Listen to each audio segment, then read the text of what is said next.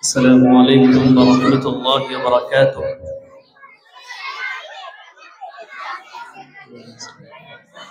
السلام علیکم ورحمۃ اللہ وبرکاتہ۔ شاید میری پیچھے تک آواز نہیں پہنچی۔ السلام علیکم۔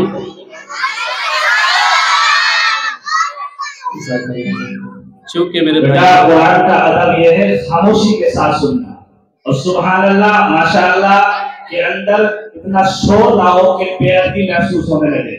سبحان اللہ، الحمدللہ، اللہ اکبر کبیرہ، اس انداز میں کہا جائے، شور نہ مچائے۔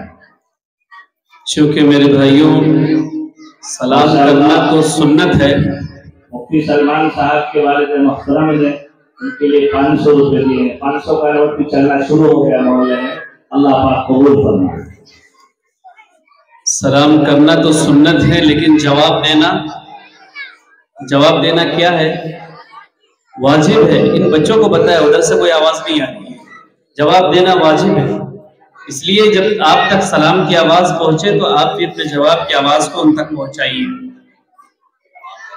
حضرات سامعین کرام، آج کا یہ جو پروگرام ہے، میں پچھلے سال بھی میری حاضری ہوئی ہے، میں یہ دیکھ رہا ہوں کہ پچھلے سال کے مقابلے میں اس سال آپ حضرات کی دلچسپی بڑھی ہے۔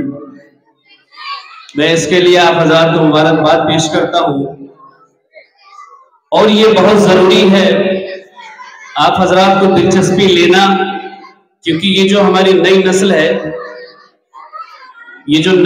ہے جن کو تیار کر رہے ہیں ہمارے بھائی حضرت مولانا مفتی قاری سلمان صاحب، میں ان کو بھی مبارکباد پیش کرتا ہوں۔ مجھے اب تک یہ معلوم تھا کہ یہ مفتی ہیں، قاری ہیں، لیکن ماشاءاللہ نعت خواہ بھی ہیں۔ یہ آپ لوگوں کے لیے فخر کی بات ہے کہ آپ حضرات کو ایسے امام ملے۔ میرے خیال سے جو ہمارے نوجوان ہیں ان بچوں کو تھوڑا چپ کرائیے، تھوڑا سا آگے آ جائیے، ان بچوں کو تھوڑا چپ کرائیے، کیونکہ مجھے خود سمجھ میں نہیں آ رہا کہ میں کیا بول رہا ہوں، تو آپ لوگوں کو کیا سمجھ میں آئے گا؟ بھائی یہ پروگرام یہیں پر ختم کرنا ہے کیا؟ آپ لوگ سننے نہیں آئے، نہ تو خود سنتے ہیں نہ دوسروں کو سننے دیتے ہیں آپ لوگ۔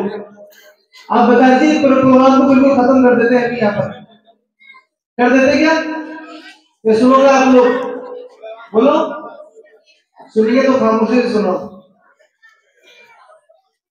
ماشاءاللہ ان بچوں کو یہ تیار بھی کر رہے ہیں، ان کے پیچھے محنت کر کے ان کو دین بھی سکھا رہے ہیں، اور ان کو چپ بھی کرانا پڑ رہا ہے۔ بھائیوں، یہ ذمہ داری تو ہم محلے والوں کو لینا چاہیے کہ ہمیں کس طرح سے اپنے پروگرام کو چلانا ہے۔ یہ ذمہ داری آپ حضرات خود لیجئے۔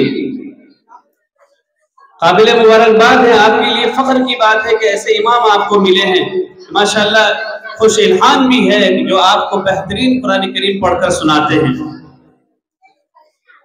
ان کی محنتوں کو اللہ تعالیٰ قبول فرمائے۔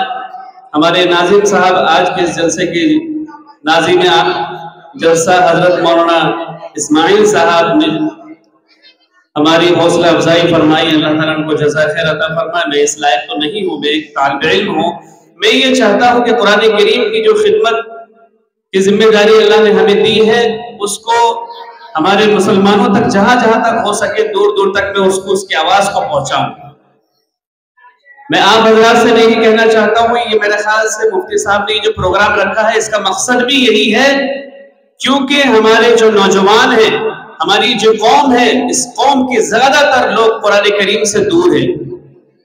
اگر آپ سے کہا جائے کہ سورہ فاتحہ پڑھ کے سنائیے، میرے خیال سے آپ حضرات کے ذہن میں یہ ہے کہ سورہ فاتحہ پڑھنا، یہ قرآن پڑھنا تو یہ تو مولوی صاحب کا کام ہے، حافظ صاحب کا کام ہے، مدرسے والوں کا کام ہے۔ لیکن میرے بھائیوں یاد رکھنا، قرآن کریم کے بارے میں جب سوال کیا جائے گا تو اپنے آپ سے پوچھو کیا جواب دو گے۔ یہ جو پروگرام ہے اس کا مقصد ہی یہی ہے کہ ہم اپنے قوم کے لوگوں کو قرآن کریم سے اور دین سے جوڑ سکیں۔ جب ہم جڑے رہیں گے دین سے، اچھا مجھے بتائیے کہ مدرسے میں کتنے لوگ پڑھتے ہیں؟ کتنے لوگ پڑھتے ہیں؟ جماعت میں کتنے لوگ جاتے ہیں؟ अगर आप उसकी परसेंटेज निकालेंगे तो मेरे ख्याल से 5% भी नहीं है क्या? इसका मतलब है कि हम अगर कहते हैं 10% मिला के अगर है तो 90% लोग दीन से दूर हैं, और हम इल्जाम दूसरों को देते हैं।